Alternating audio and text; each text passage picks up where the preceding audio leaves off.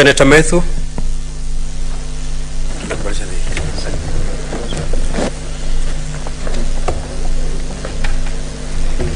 Thank you very much, Mr. Speaker. I would first wish to state that I rise to support the motion of having 11 of us look at the evidence that has been brought by the County Assembly of Meru. And first and foremost, Mr. Speaker, I would really wish to state that all of us in this Senate, we enjoy the same space and the scope of duty. And I believe, having looked at the members who are there, I'm completely satisfied that they'll be able to take up on this job. I am particularly impressed, Mr. Speaker, that the Senate Business Committee and the Leader of Majority and Leader of Minority have given especially first-timers and young people an opportunity to serve in this committee.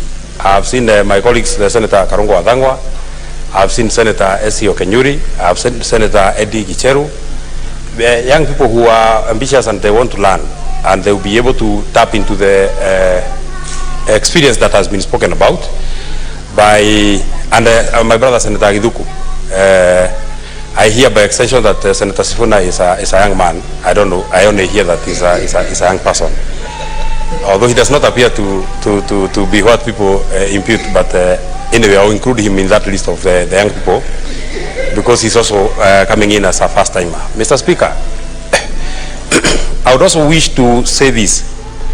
In as far as we are looking at this matter, it is not really fair for anybody to impute that because the governor for Meru is a woman, they are supposed to be given special consideration. That the other time that the governor for another county will be a man is here, then he can be allowed to be dealt with by the Akina Medus, Akina Redama, Akina Charargeis of this world. There is no problem. But because this one is a woman, then we should treat her and put more women in it. Then I would say that the other time that we have a man, then probably men would demand that all of us would be in that committee so that we're able to also take care of the men. I am personally a gender sensitive person. I do not need the schooling that was offered by our colleague. I actually did it from home. I'm a father of 3 girls and 1 boy. So I think the rest ones are just around my home. I'm able to look at and take care of them. Finally, Mr. Speaker, it is actually, and the Senator for Nairobi has spoken about it, it's actually that our colleagues are taking the burden off our shoulders. It is them that will be able to look at, and I've seen the charges, there are so many. They are supposed to look at all the charges one by one and look at the evidence that is being adduced one by one, and then they will be able to make a determination on whether the charges are correct or not correct, there are facts to it or no facts to it.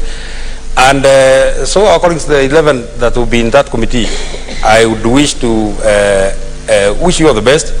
It is quite unfortunate that you not be able to enjoy Christmas with your people, but it is the cost of service. That is why you run for positions. That is why you are allowed to serve as senators.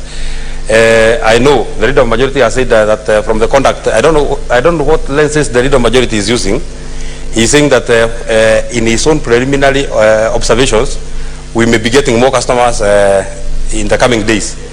I would really hope that we do not get customers for the next 5 years, because the more customers we get, the more unstable our counties are getting. So, Mr. Speaker, I support. I wish the committee all the best. I will be here to help you and support you in whatever support you require, and I might actually offer to come as a friend of the committee, because I'm not I'm just a neighbor.